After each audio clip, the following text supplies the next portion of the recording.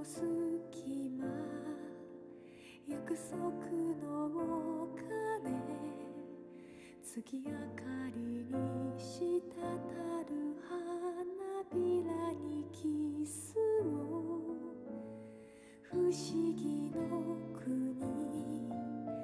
いざなうその鍵握ったままで少女は大人になれない怖がることなど何もないあなたは決して一人じゃないの Call my name Dear my friend すぐそばに行くわどこにいたってつながっている Call my name Call my name 救っていってあげる腕の中で眠って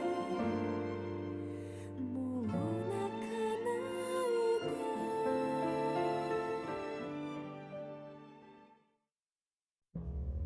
It is said that with proper training, humans can learn to control the flow of their dreams.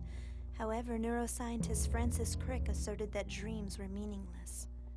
He maintained that dreams merely exist to dispose of needless trivia accumulated in the cerebrum.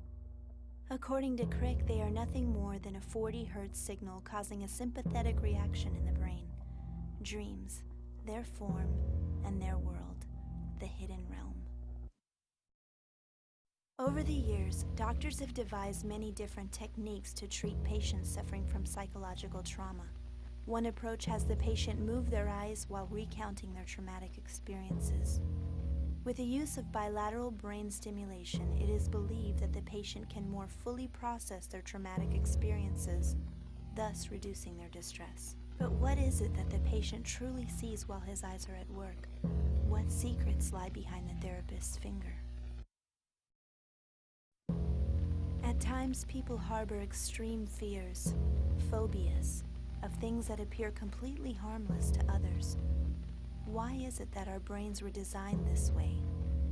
Why were we made to experience reactions that are completely beyond our control? What sort of survival instinct is fulfilled by suffering chronic fear from things that cannot harm us?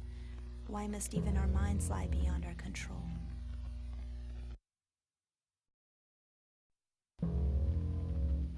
Rites of passage. Is it true that we must learn to suffer in order to grow as human beings? Are our personalities defined by the painful events of our past? If that is the case, can we better understand who we are by reflecting upon that suffering?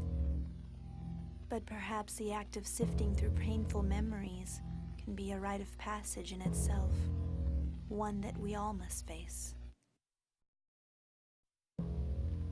Point Pleasant, West Virginia, 1966. Multiple sightings of a strange flying creature dubbed the Mothman were reported. While investigating the occurrence, journalist John A. Keel supposedly experienced a mysterious voice speaking to him through his radio. He suggested that phenomena such as the Mothman, UFOs, and other paranormal creatures were actually transcendental life forms residing on Earth in realms beyond our perception. A Canadian neurosurgeon named Wilder Penfield succeeded in producing the sensation of an out-of-body experience by using electrodes to stimulate the cerebral neocortex of his patients.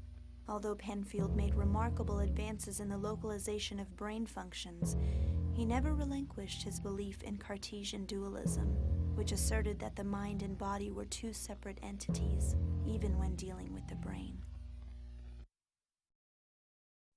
In 1923, a French woman known only as Madame M reported that a secret organization in Paris was imprisoning a large number of people and replacing them with imposters. She also claimed that many people in her personal life had been replaced as well, including her husband and eventually the very police she complained to.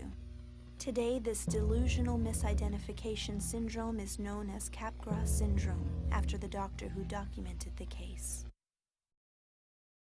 The amygdala governs human emotions such as fear and hate. The hippocampus is the brain's information processing interface. These adjacent organs are the core of the limbic system, the neural pathways that store our memories. The word limbic is derived from the Latin word limbus, or border. In the past, it referred to the frontier between one world and the next, between the hidden realm and the visible realm. In 2003, a group led by Dr. Richard Wiseman performed an experiment during a concert in an old music hall in London. During the show, they exposed the audience to ultra-low frequency sounds played through a 7-meter-long pipe. They found that 22% of the audience reported experiencing unusual sensations. Wiseman theorizes that reports of encounters with ghosts are actually caused by exposure to low-frequency sounds. If a piece of land has fertile soil and fresh water, then that location is said to afford a good environment for human habitation. The concept of affordance describes the action or series of actions that an individual can perform due to the inherent qualities of a place or object. If the natural world offers us the affordance to thrive, then what sort of affordance does the modern world offer us?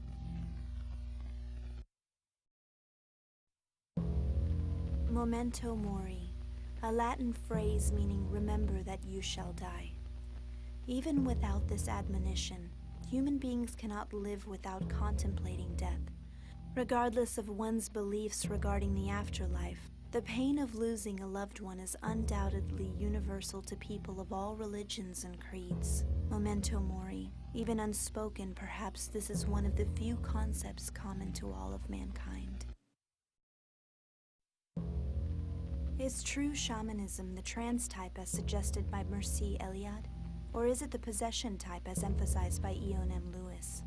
When we attempt to use rationality to explain that which cannot be known, our only tools are customs and symbols. Yet throughout the ages, these shamanistic concepts have survived, appearing in many different places and cultures. And although their names may have changed, they persist still today.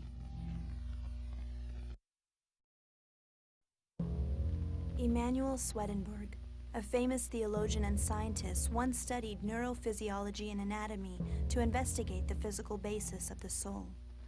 However, he abandoned his scientific research when he began to experience strange visions. Claiming to have power to freely visit both heaven and hell, he sought to reform Christianity. Swedenborg's ideas were lauded by many, including Immanuel Kant, author of Critique of Pure Reason. Soul calming. Although this term is normally used in reference to the dead, it also has another meaning. The souls of the living are unstable. Unless properly chained to the body, they can sometimes escape. In the early Meiji period, Chikatsu Honda used soul calming and the channeling of spirits as the foundation for a systematization of Shintoism. His work later influenced such figures as Onosabaru Deguchi.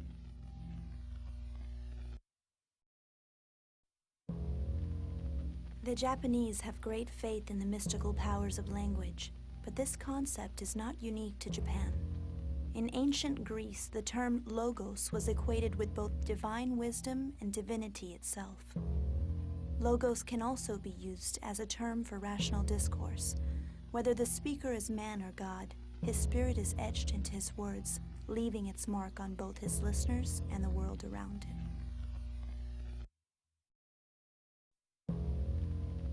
Stephen Hawking has never refuted the theory that the current stability of the universe is not only necessary for human life, but due to it as well.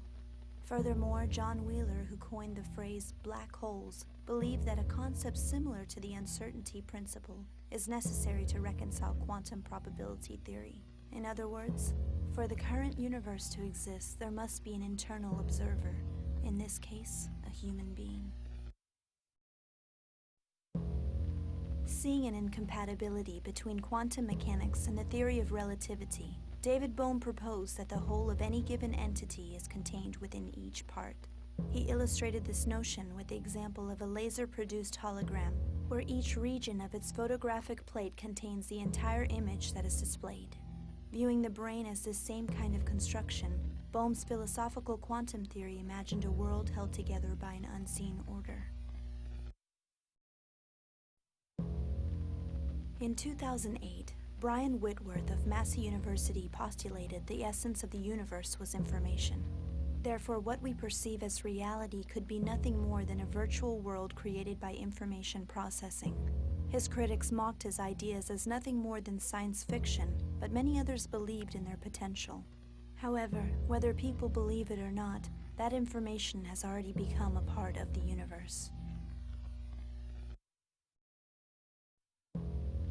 The second law of thermodynamics states that the universe constantly moves towards disorder. However, Earth's ecosystems are always self-organizing.